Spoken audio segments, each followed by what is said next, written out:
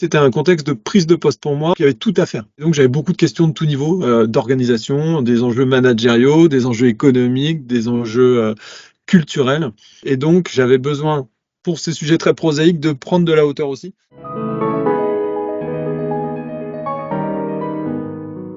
Je suis Valère Pelletier, donc je suis dans le groupe RATP, je suis directeur général d'une de ses filiales qui s'appelle RATP Solutions Ville.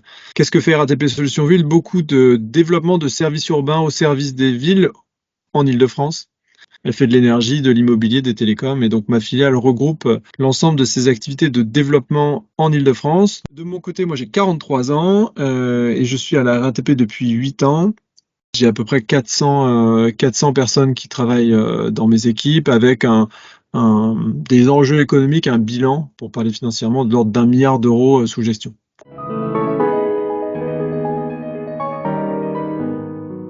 Je me posais beaucoup de questions. C'était un contexte de prise de poste pour moi où je venais de prendre depuis 6 mois la direction d'RATP Solutions Ville. J'ai eu beaucoup d'enjeux managériaux parce que j'ai des équipes de profils assez différents, qui ont des cultures très différentes. Et je devais, de ce que j'appelle souvent un archipel, faire une nation. Donc j'avais beaucoup de questions de tout niveau, d'organisation, des enjeux managériaux, des enjeux économiques, des enjeux culturels. Et donc il y avait tout à faire pour tisser du lien, pour donner du sens, pour organiser, pour mettre en place des règles, des process. Et donc j'avais besoin, pour ces sujets très prosaïques, de prendre de la hauteur aussi parce que souvent on questionnait le sens même de mon action et que c'est dans ce contexte-là que ces salons sont apparus pour moi. J'ai accepté en me disant j'ai besoin de prendre du recul, j'ai besoin de réfléchir.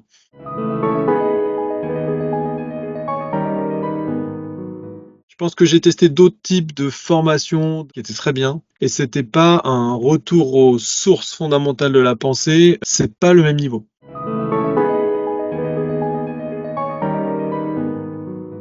Je pense que ça m'a épaissi.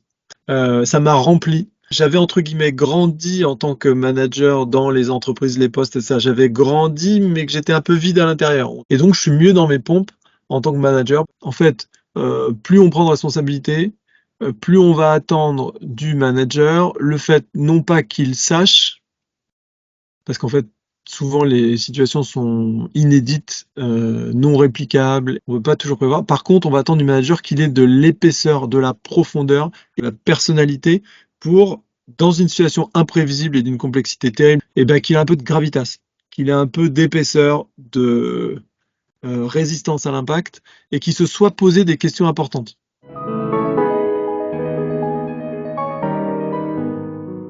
Donc c'est un cycle qui s'étale sur plusieurs mois, qui est assez intense. On se réunissait toutes les 3 semaines pour avoir un échange pour lequel il y a un dossier conséquent qui est une somme de différents textes autour d'un sujet.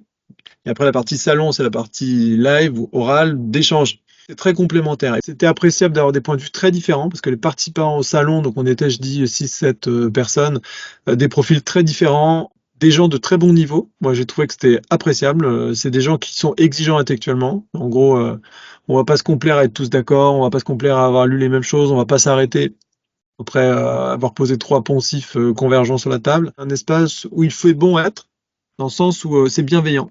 On se sent pas attaqué. Il peut y avoir des affrontements intellectuels et de point de vue, mais c'est fait dans une très bonne atmosphère et bienveillante. Et ça, c'est très important parce que on va se livrer, hein. Enfin, moi, je le dis, on ressort, on a des émotions, hein. On peut avoir de la colère, on peut avoir les larmes aux yeux, on peut avoir de la joie d'avoir dit, ah, putain, j'ai compris un truc important. Des trucs assez profonds qui se passent.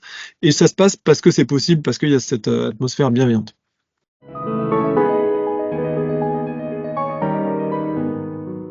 J'avoue que j'avais une réticence au départ qui était de dire qu'est-ce que ça va m'apporter. Je suis formaté comme pas mal de monde dans la génération moderne à se dire c'est quoi le KPI, qu'est-ce que je vais en ressortir précisément, comment ça va m'aider au quotidien, etc. Et donc ces doutes, en fait, j'ai pas pu les lever parce que c'est pas les bonnes choses à aller chercher, c'est pas des choses à temps court. On dit souvent, bah, tu dois passer après 10-15% de ton temps à entretenir ton réseau parce que c'est important pour ton efficacité dans ton boulot, ce qui est vrai. 10-15%. Je pense qu'il faut aussi qu'on ait 10-15% où on prend de l'épaisseur parce que en tant que manager, le poids, il est de plus en plus lourd les sujets sont de plus en plus compliqués, on doit avoir de plus en plus d'impact, mais on a de plus en plus d'attentes, et que on peut vite crouler, et donc il faut investir. Et ça, c'est du temps long. Donc, je suis convaincu désormais dans ma vie que ça fait partie de mon boulot et de ma performance, y compris à moyen long terme, que de faire des choses qui sont pas du temps court de mon boulot. Je dois me nourrir intellectuellement, je dois cultiver mon jardin, comme on dit souvent. Ça fait partie, et je dois avoir 10%, 15% de mon temps disponible, professionnel j'entends, où je dois aller chercher de la nourriture à l'extérieur pour me remplir, pour me donner du recul. C'est un devoir, et en fait j'en suis convaincu maintenant, c'était pas le cas avant, c'est un devoir, je dois me nourrir. Ça c'est certain que ça je le tire vraiment du parcours des salons.